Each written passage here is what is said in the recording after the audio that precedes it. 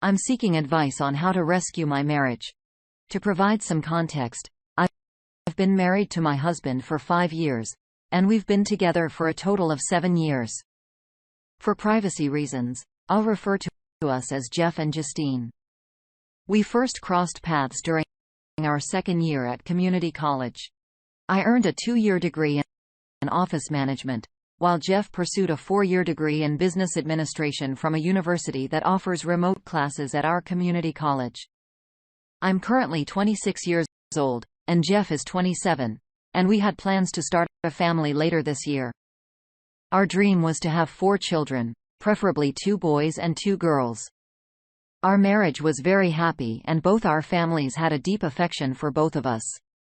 However, this is where I made a significant mistake.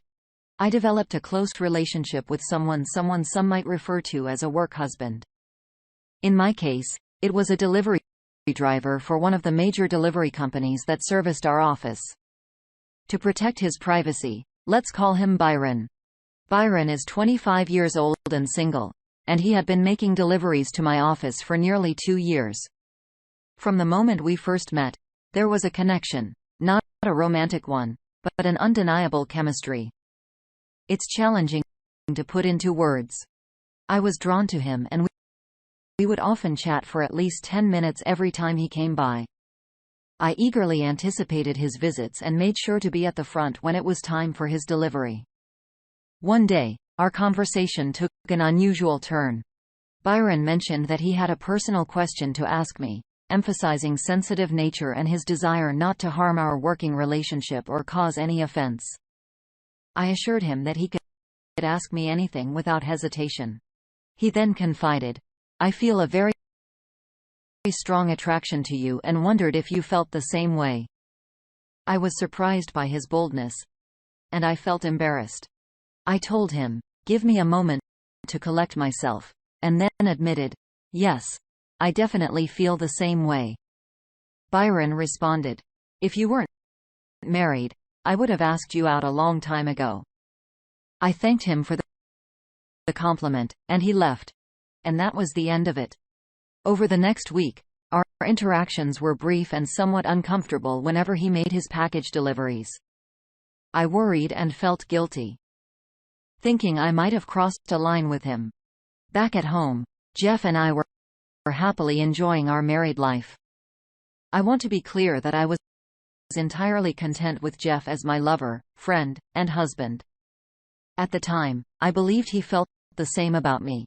However, I made the mistake of entertaining thoughts about having both my loving husband and some kind of relationship with Byron beyond our work conversations. I later found out that this is sometimes referred to as being a cake eater. I began researching the topic and came across articles on polyamory in open marriages. Initially, I found these ideas ridiculous and distasteful, so I didn't explore them further at that time. I also knew that my husband would not be open to such an arrangement. And even if he were, it would strain our marriage and lead to disapproval from both of our families. Something I wanted to avoid. Weeks passed, and my married life continued to be as wonderful as ever, but I couldn't stop pondering the idea of connecting with Byron. I started delving back into the subject and stumbled upon a blog post titled "It Doesn't Hurt to Ask."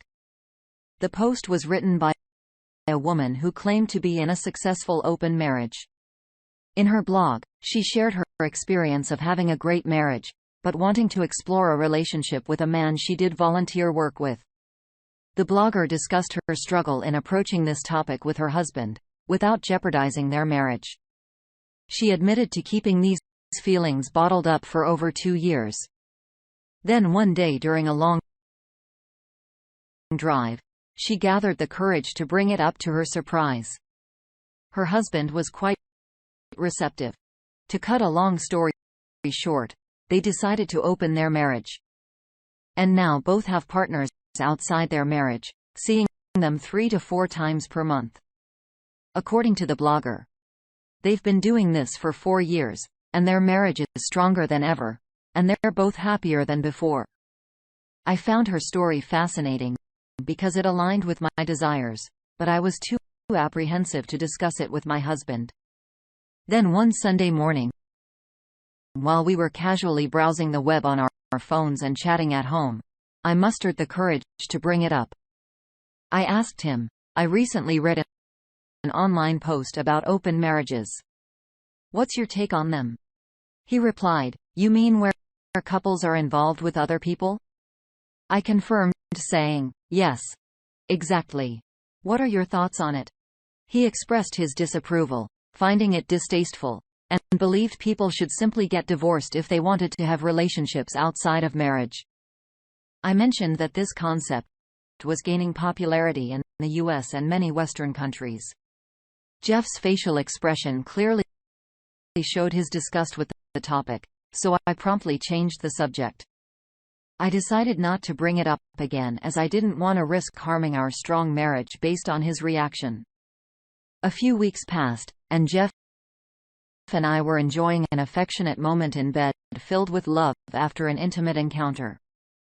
I was resting on his chest, unable to see his face, when out of the blue he asked, Who were you thinking of when you brought up open marriages last week?" His question caught me off guard, and I felt a knot in my stomach. I slowly lifted my head to look at him and replied, "What are you talking about?" "What do you mean?" Jeff explained that he had done some research suggesting that if a woman brings up the idea of an open relationship with her partner, it typically means she has either already cheated or is keeping someone as an option. I was once again taken aback, or more accurately, I was deeply unsettled, and Jeff could see it. He said, "I know you too well. I can sense you're keeping something from me, so be honest." I fell silent, averted my gaze, and then admitted that I had not been unfaithful and had no intention of being so. However, I confessed that if we ever considered an open marriage, there was a work colleague I might consider. Jeff then asked me to tell him about this work friend. I proceeded to describe Byron and our relationship up to that point, including what Byron had shared about his feelings. However, I didn't reveal that I had reciprocated those feelings. Then, Jeff said something that deeply unsettled me.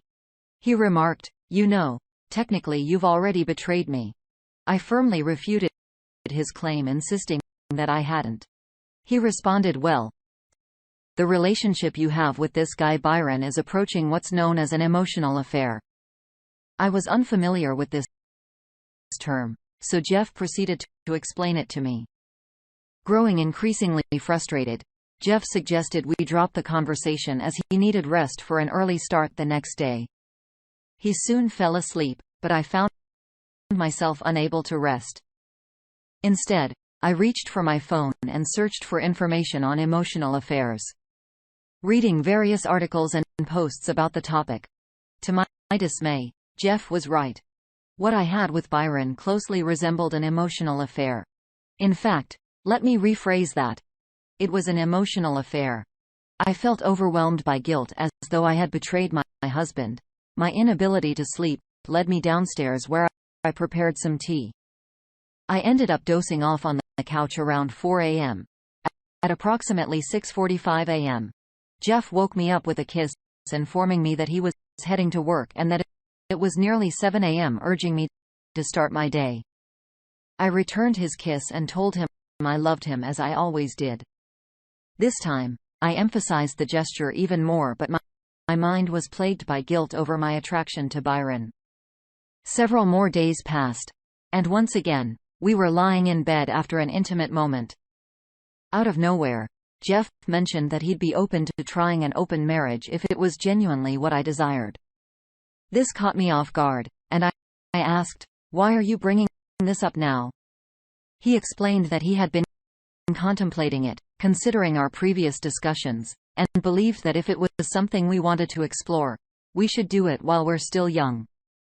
I expressed my interest, but made it clear that I would never do anything to jeopardize our marriage, because Jeff was the most important person in my life. Jeff responded by saying if our love bond is strong, it will withstand infidelity. I pointed out that a mutual open relationship isn't considered infidelity since both partners agree to it. However, he didn't acknowledge that and simply said, "Consider our marriage to be open starting right now." This took me by surprise, and I urged him to slow down, emphasizing the need to establish ground rules. He mentioned 3 ground rules. 1. We needed to communicate in advance when and with whom we were going to be involved. 2. After any encounters, we had to share the fact with each other without going into explicit details. And 3. We must use protection for all intimate activities without exceptions. I agreed to these stipulations and suggested a couple more. 4. That we keep our open marriage confidential, and 5. That we promise our extramarital relationships would not harm our marriage, and we would remain committed to each other. However, Jeff couldn't agree to these additional points. When I asked why, he simply stated that he couldn't and didn't want to discuss it. I felt uneasy about this situation because it was unlike Jeff's usual character. Despite my concerns, I cuddled up to him, and we fell asleep. My conversations with Jeff left me unsettled about the idea of an open relationship, as if he had some hidden agenda. So for the following month, I didn't pursue the open relationship, and we continued to live our lives as usual. During this time, I distanced myself from Byron at work, engaging only in brief, superficial discussions about topics like the weather and our busy schedule. Then one day, Byron expressed that he missed our conversations and asked what was bothering me. I explained that I had been busy both at the office and at home, which left me with little time for our chats. Internally, I debated whether to disclose my open marriage to him. Ultimately, I decided to do so, but I deeply regret it now. Recognizing that the office wasn't the appropriate place for such a conversation, I proposed meeting for a drink after work. He agreed, and we arranged to meet at a local bar with outdoor seating due to the pleasant early spring weather. During our meeting, I revealed my recently opened marriage and directly asked him if he would be interested in a relationship with me. Without hesitation, he said yes, and mentioned that he had been eagerly awaiting my decision, respecting my space without pushing. He admitted to having dreams about me for months. Much of our conversation during the meeting revolved around sexual topics. It was a Tuesday, and we decided to meet the following day at his apartment right after work.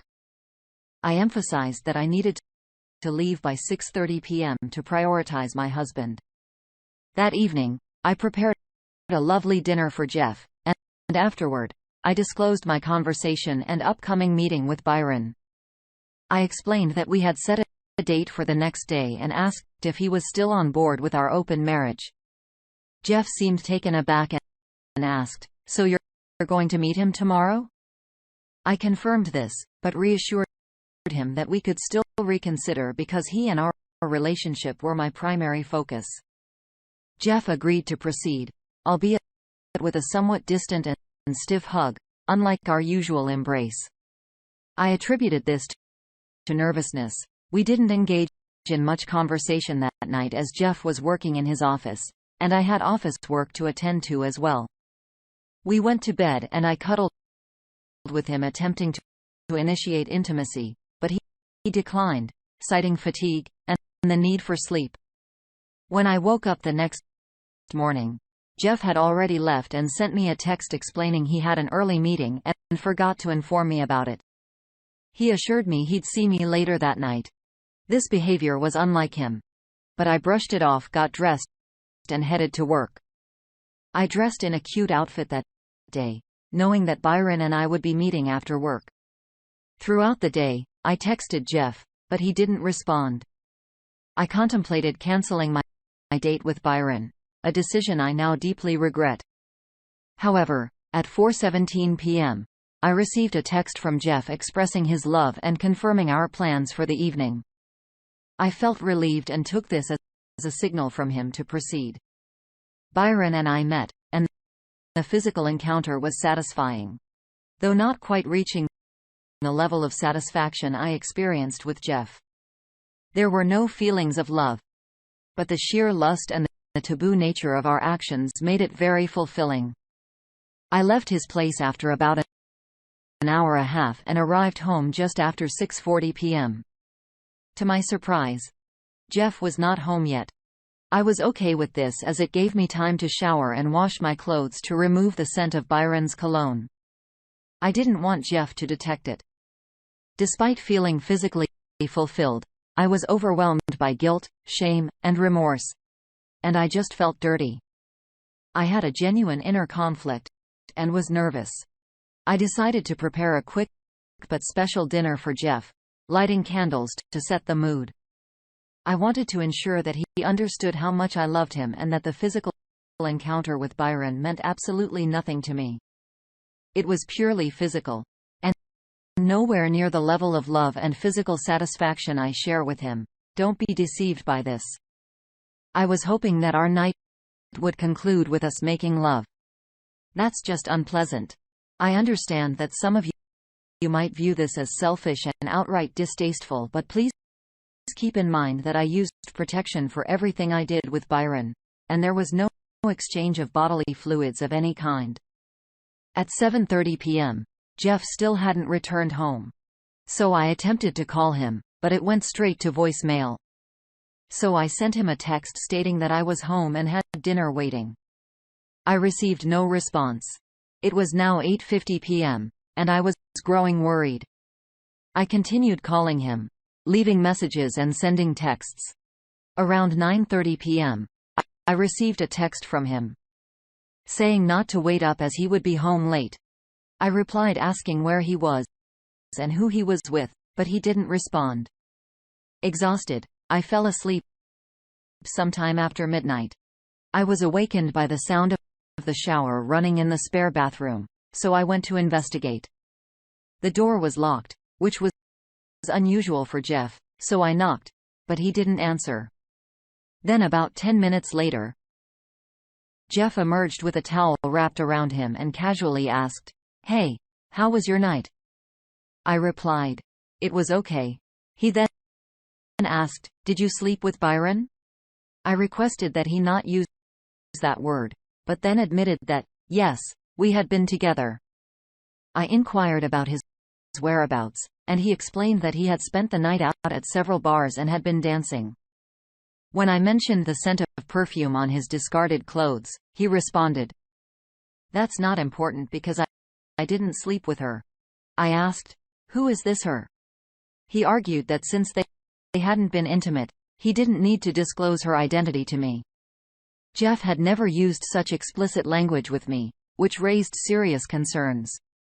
I then questioned why he had used the guest bathroom for his shower, and he replied that he would be using the guest bedroom and bathroom until I had taken 2 STD tests. This devastated me and I exclaimed, "What? This wasn't part of our agreement." I ensured that Byron used protection for everything we did. He responded, "Have you never heard of oral HIV or oral herpes? I'm not getting within 6 feet of you until you get the all clear. Consider it my version of social distancing." I was deeply upset, tears streaming down my face. And I told Jeff that I wanted to close the marriage as this was the last thing I wanted to happen. Jeff firmly stated, "No way. You got what you wanted, and I'm going to get mine." Amid my tears, he mentioned that he was heading to bed, emphasizing an early meeting and the need for rest. I remained awake most of the night crying my heart out and eventually drifted off to sleep on the couch. When I woke up, Jeff had once again left quietly, sending me a text that said, "Don't wait up for me." I tried calling him, but he didn't answer. I sent texts and left messages throughout the day, but received no response. I felt sick, and like I was losing my mind, believing that I had likely ruined my marriage. We didn't have any deliveries that day, so I didn't see Byron. However, I called him at 4:30 p.m. and asked if we could meet that night. He agreed, noting that I sounded upset. I told him I was and that we would discuss it when I arrived at his place. During our meeting, I expressed my desire to end our relationship, acknowledging that it had been a significant mistake because I loved my husband and wanted only him. I explained the situation to Byron and he understood. He requested one final encounter and assured me that he would have no further personal interaction with me, limiting our interactions to work purposes. I agreed and we had a brief encounter, just plain missionary, lasting less than 10 minutes. Afterward, he commented, That was terrible. You just lay there like a tree trunk." I apologized and admitted that this whole situation was a huge mistake and not his fault. I got dressed, gave him one final hug, and left. Before I left, Byron remarked, "I'll never understand women like you." I asked for clarification, and he simply replied, "Nothing." No comment, with a look of complete disgust on his face. I quickly departed, tears streaming down my face during the entire drive home. How could I have been so foolish? I had destroyed my marriage, and for what? For absolutely nothing. I felt like the most foolish person on the planet, and once again just felt dirty. Jeff didn't return home until 1 a.m. that night.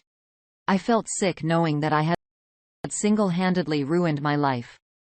On Friday, Jeff did the same thing, leaving before I woke up and texting me not to wait up for him.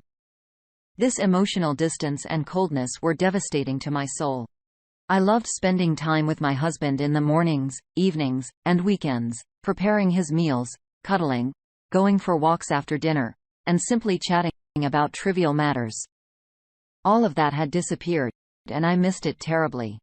I texted Jeff expressing my desire to talk with him first thing tomorrow morning, and he agreed, mentioning that he was leaving for the day afterward. I asked where he was going, but he didn't respond. He didn't return home until 1:30 a.m. I remained silent, lying in bed, and crying. Once again, he took a shower and went straight to bed. I woke up early waiting for Jeff to get up. He entered the kitchen at 7 a.m. and poured himself some orange juice. The atmosphere was cold and devoid of emotion. He avoided eye contact, sat down at the table and started focusing on his phone. I got up, went over to him and sat on his lap, urging him to look at me. He initially averted his gaze, but I gently held his face, looking into his brown eyes. I expressed my deep love for him and acknowledged that I had made a terrible decision, not just a simple mistake. I apologized sincerely and promised to do anything to regain his trust and love. He remained silent, staring at me as though I were crazy. I asked if he loved me and he gave no response. I implored him, saying, "Jeff, please answer me." He admitted that he didn't know. I couldn't hold back the tears and said, "I can make things right." He replied, "I don't think you can." In my frustration, I called him a bastard and accused him of planning all this, suggesting he set me up for divorce. He denied this, but admitted that when I introduced the idea of an open marriage, he sensed our relationship was likely doomed based on what he had read. I questioned why he hadn't just put his foot down and insisted that I end all contact with Bai. He replied, "You can't force someone to be faithful.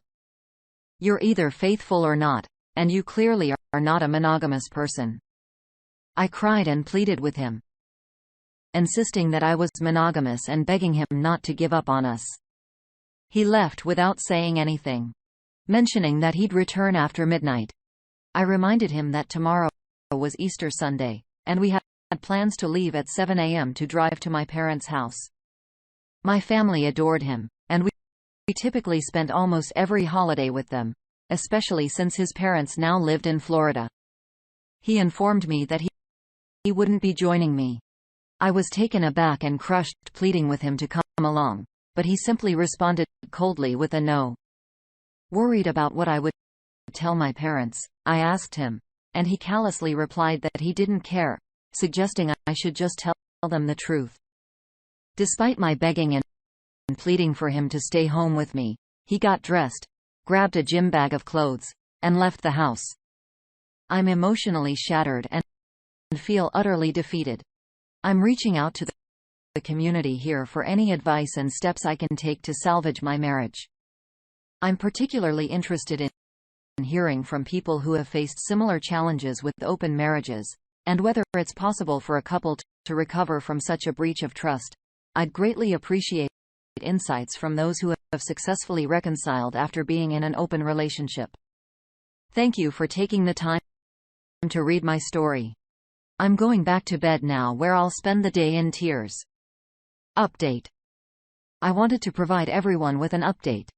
First and foremost, I want to express my gratitude to those who offered feedback and support. Your words have been a source of comfort during these past few days. I'm aware that many people rightfully criticized me and used harsh language, and I acknowledge that I deserve it. I value your input as well. Easter Sunday and today have been incredibly challenging for me, among the most difficult days of my life. I drove to my parents' home, and upon arriving, their first question was about Jeff's whereabouts. To avoid causing any disturbance during our family gathering, I fabricated a story telling them that he had a work emergency and couldn't make it. I chose this path to spare everyone's feelings. Initially, my family bought my explanation, but as the day progressed, their suspicions grew, mainly because I wasn't communicating with my husband as I typically would. To divert their concerns, I sent several fake texts pretending to receive replies from him. I informed them that he was still occupied at the office and would contact me the following day. The reality, however, is that he didn't call or message me at all, not even to check on my well-being. This was incredibly disheartening. I had planned to spend the night at my parents' house and disclose our marital issues on Monday. I dreaded this conversation because I knew they would express their disapproval and disappointment. As expected, when I told them this morning, it unfolded just as I had anticipated. They raised their voices, used hurtful language, claimed they hadn't raised me to behave this way, and made various other harsh comments. They even contacted my sister, who joined in reprimanding me. I cried and expressed my apologies to them. I acknowledged the terrible mistake I've made and assured them that I've learned from and won't repeat it in the future. I emphasize that my primary focus now is to regain Jeff's love and trust. In the end, even though they were quite upset with me, they conveyed their love and mentioned that they would pray for the possibility of saving our marriage. On Monday evening, I returned home. Throughout the day, I made attempts to call and message Jeff, but received no response. Upon arriving home, I discovered a note on the kitchen counter stating he had gone to Florida to visit his parents and would be back on Sunday. I felt an overwhelming sense of guilt knowing that our plans to visit his parents in early May were now jeopardized because of my actions. I can't help but despise myself. That's all I can say for now. I'm just overwhelmed with depression and sadness. What worries me the most is that I've stopped crying. The pain and remorse I carry within me now runs so deep that tears no longer offer any relief. 1 year update. Now I have both bad news and good news to share. First, the bad news: I am divorced. The divorce was finalized back in December. In the end, Jeff decided that he couldn't continue the marriage after my involvement with another man. He expressed that he could never trust me again, and felt uncomfortable being seen in public with me. He believed that getting a divorce restored his sense of masculinity. I disagree with this perspective, because I believe he never lost his masculinity. It's worth noting that only our families with Byron. No one else is aware of it. Now for the good news, or rather the great news. Jeff and I started dating again last month. We rekindled our relationship on Valentine's Day, and it has been amazing.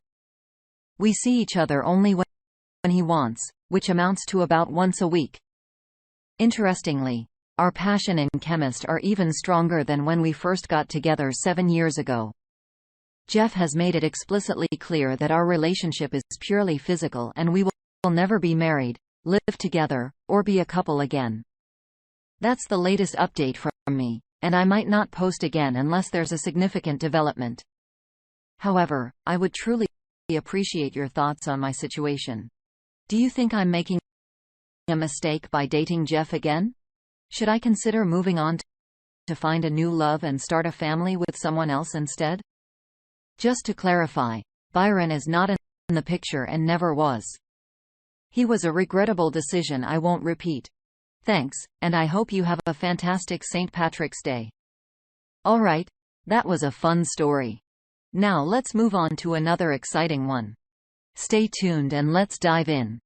I'm a 26-year-old woman, and I found myself in a situation that a bit embarrassing to explain. My husband, who is 28, and I've been together for over 5 years, including our 4 years of dating before marriage. We both come from the same small town and were part of the same social circle. About 2 years ago, we moved to the city because my husband had to relocate for work. But we still visited.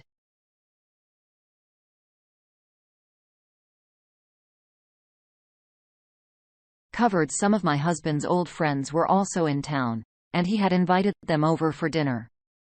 I was more than happy to host them. However, it was when I met my husband's childhood friend, who had a charming, boyish smile that captivated me, that I began to feel a longing for something more in life. On Christmas Eve, we couldn't help but exchange meaningful glances. I noticed how he would discreetly check me out whenever I stood up, and it oddly boosted my ego. Nothing more happened that night. However, since Christmas, we've been chatting almost daily. Our conversations gradually became more flirtatious, and I found myself yearning for a physical relationship. We had planned to stay in our hometown until New Year's, so we threw a big New Year's party and he was there. It was a couple of hours into the night after everyone had gone to sleep and my husband had passed out on the couch, when I struck up a conversation with his friend. One thing led to another, and before we knew it, we were in the attic, which used to be my old bedroom. Succumbing to our physical desires, a sense of clarity washed over me after that moment of intimacy. I realized what I had done and I couldn't stop crying. I thought it might have been better to confess to my husband. When we returned to the city, that's precisely what I did. The aftermath was devastating. My husband's reaction was explosive, and he stormed out of the house, not returning for 2 days. When he finally came back, I learned that he had confronted his friend and even resorted to violence, making him promise to stay away from me. After he had calmed down, he expressed his willingness to work on our relationship, which brought me a sense of relief. We attended therapy for 2 months after the incident, putting in a lot of effort to give our relationship another chance. However, I had taken my husband's easygoing nature for granted. 2 months later, one night while my husband was on a night shift, I received a flirty message from his friend. I couldn't resist and found myself in a full-fledged sexual chat. This time, though, I made the decision that if my husband didn't know, it couldn't hurt him. So I kept it a secret, and enjoyed both my husband's affection and the intimacy with his friend. However, life had different plans for me. My husband discovered my affair less than a week after it began, and he was furious to the point where I was afraid to talk to him. After a confrontation, he demanded that I pack my bags and leave immediately, leaving me no choice. I returned to our hometown and stayed at a motel for a couple of days, hoping he would reach out and ask me to come back home. I acknowledge the pain I've caused, but I'm struggling to come to terms with the extreme step he took by kicking me out of our home. I then moved into my grandparents' house and couldn't find the words to explain what had led to the end of our long-term relationship. My doubts about the respect in our relationship and how it might impact our healing process have left me in a state of mental chaos. I not only feel disappointed in myself for my actions, but also don't know how to reconcile with it all. If anyone has advice for someone in my situation, I would greatly appreciate it. Edit. I had hoped something would change. We did exchange numbers though. I had persuaded my husband to meet his friends one last time before leaving. Edit. Was surprised to discover that he had been monitoring my phone and had read every single conversation with his friend in great detail.